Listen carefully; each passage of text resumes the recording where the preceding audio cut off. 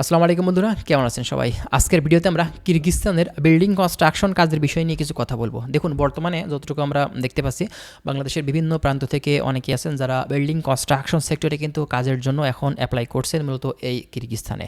তো building construction সেক্টরে মূলত আসলে কাজটা কেমন হবে, স্যালারি কেমন আপনি সেখান থেকে পেতে পারেন, বা বর্তমানে এখন কি পরিস্থিতি, তো এটা নিয়ে আজকে আমরা কথা বলবো। অবশ্যই ভিডিওটি না টেনে শেষ পর্যন্ত দেখবেন, তাহলে অনেক ধরনের গুরুত্বপূর্ণ তথ্য আজকের এই ভিডিও থেকে আপনারা কিন্তু পেয়ে যাবেন। আর আপনি যদি আমাদের চ্যানেলে একদম নতুন ভিউয়ার্স হয়ে থাকেন, চ্যানেলটিকে সাবস্ক্রাইব করে রাখতে একদমই ভুলবেন না। আমরা নেক্সট টাইমে চেষ্টা করব এই কিরগিজস্তানের অনেক ধরনের তথ্যগুলো আমাদের এই চ্যানেলটিতে আপলোড দেওয়ার। তাহলে চলুন আর কথা না বাড়ি আমাদের যে মূল ভিডিও সেদিকে আমরা ফোকাস করি। আচ্ছা, কিরগিজস্তান দেখুন, এটা হচ্ছে সেন্ট্রাল এশিয়ার একটি দেশ। বর্তমানে বাংলাদেশ থেকে অনেক বাংলাদেশি ভাই আছেন যারা কিন্তু এই দেশটিতে যেতে চাচ্ছেন।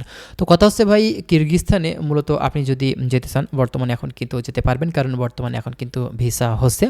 আর দ্বিতীয়ত কথা হচ্ছে ভাই, কিরগিজস্তানে এখন যেতে হলে অবশ্যই আপনার মাধ্যমটা কিন্তু আগে থেকে ভালোভাবে বুঝে শুনে নেবেন, কারণ কিরগিজস্তানে যাওয়ার পরে কিন্তু অনেকে সেখানে গিয়ে সমস্যাতে কিন্তু পড়েছে বা পড়ে থাকে।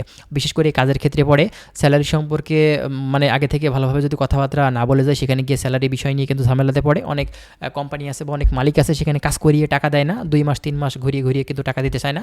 আবার অনেক কোম্পানি আছে মূলত থাকা খাওয়ার সমস্যা, মানে অনেক কোম্পানি ভাই বিভিন্ন ধরনের কিন্তু আসলে হয়রানি বা দেখা যাচ্ছে কষ্ট কিন্তু দিয়ে থাকে আমাদের বাংলাদেশি ভাইদেরকে। অলরেডি কিন্তু আমরা সেটা দেখে আসছি দীর্ঘদিন ধরে, ঠিক আছে? তো যারা কিরগিজস্তানে যাচ্ছেন, আমি বলবো যে ভাই অবশ্যই বর্তমানে আপনি এখন কিরগিজস্তানে ওয়ার্ক পারমিট ভিসা নিয়ে কিন্তু যেতে পারবেন। তার জন্য আপনার হচ্ছে ম্যান পাওয়ার অফিসে কিন্তু সেখানে আপনাকে ওটিপি দিতে হবে আপনার এজেন্সিকে, এবং যখন আপনার ফ্লাইট হবে এয়ারপোর্টে তখনও কিন্তু ওটিপি দিতে হবে। আর যদি ওটিপি না দিতে পারে, এক্ষেত্রে কিন্তু ভাই বর্তমানে বাংলাদেশ থেকে যাওয়াটা কিন্তু আপনার জন্য সমস্যাকর বিষয় হয়ে সামনে এসে দাঁড়াবে, ঠিক আছে?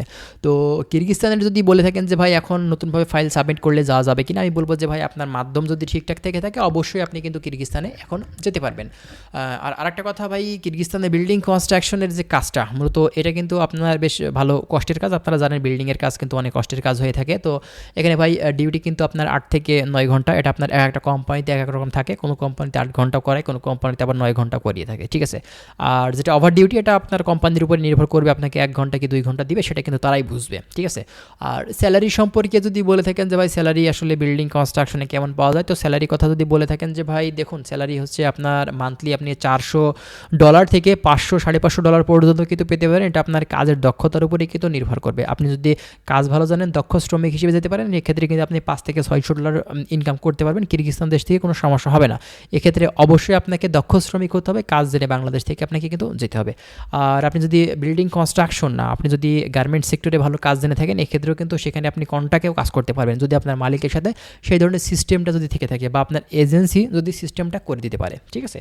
তো ভাই কিরগিজস্তানে কাজ মূলত মানে সাধারণ শ্রমিকের চাহিদা খুবই কম। বিশেষ করে আপনার যারা দক্ষ শ্রমিক, স্কিল ওয়ার্কার, তাদের কিন্তু চাহিদাটা সব থেকে বেশি কিরগিজস্তানে। এজন্য কিরগিজস্তান না, আপনার সেন্ট্রাল এশিয়ার যে দেশগুলো আছে, আপনার কিরগিজস্তান, কাজাকিস্তান, উজবেকিস্তান বা রাশিয়া, এইসব কান্ট্রিগুলোতে মূলত ভাই স্কিল ওয়ার্কারের চাহিদা কিন্তু আপনার 90%, আর 10% আপনার চাহিদা আছে মাত্র সাধারণ শ্রমিকের, ঠিক আছে?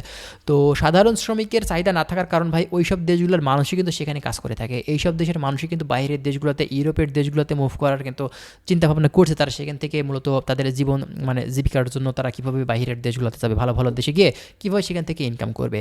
তো কিরগিজস্তান দেশ ভাই খুব বেশি উন্নত দেশ না, আমাদের মতনই কিন্তু আসলে গরিব দেশ। তো এই দেশটিতে মূলত আপনার হচ্ছে বেশিরভাগ ক্ষেত্রেই স্কিল ওয়ার্কারই নিয়ে থাকে, যারা কাজ জানে, যাদের দক্ষতা আছে, তাদেরই কিন্তু প্রয়োজন এইসব দেশগুলোতে, ঠিক আছে? তো যাই হোক, আপনাদের বিল্ডিং কনস্ট্রাকশন সেক্টরে বিভিন্ন টাইপের যে কাজগুলো আছে, এগুলো যদি আপনি জেনে বুঝে যেতে পারেন, এক্ষেত্রে অবশ্যই কিন্তু কিরগিজস্তানে গিয়েও কিন্তু আপনি ভালো একটা অ্যামাউন্টের স্যালারি মান্থলি আপনি তুলতে পারবেন, ফ্যামিলির কাছে কিন্তু টাকাগুলো পাঠাতে পারবেন। তো যাই হোক বন্ধুরা, আশা করছি বিষয়গুলো আপনারা বুঝতে পারছেন। আর যদি কোনো কিছু আপনাদের জানার থাকে, অবশ্যই কিন্তু আপনারা আমাদের চ্যানেলটিকে সাবস্ক্রাইব করে রাখতে পারেন। আমরা নেক্সট টাইমে কিন্তু কিরগিজস্তানের আরও অনেক ধরনের তথ্যগুলো আমাদের এই চ্যানেলটিতে আমরা আপলোড দেওয়ার চেষ্টা করবো। তো ভালো থাকবেন সবাই, আজকে এখানে শেষ করছি। আল্লাহ হাফেজ।